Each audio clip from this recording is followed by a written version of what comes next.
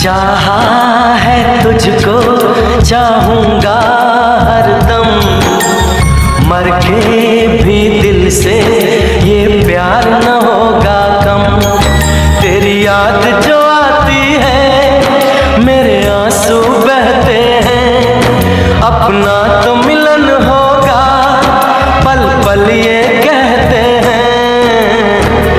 क्या ये जिंदगानी है, बस तेरी कहानी है, बस तेरी कहानी है, ये जो जिंदगानी है। चाहा है तुझको, चाहूँगा हरदम, मर के भी दिल से ये प्यार न होगा कम।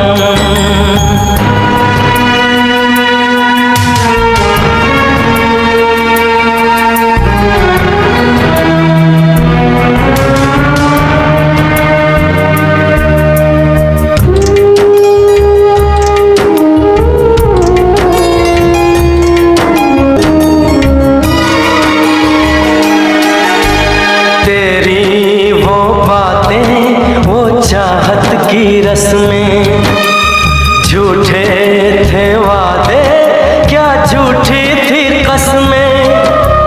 जाने तमन्ना क्या ये सच है, बस इतना कह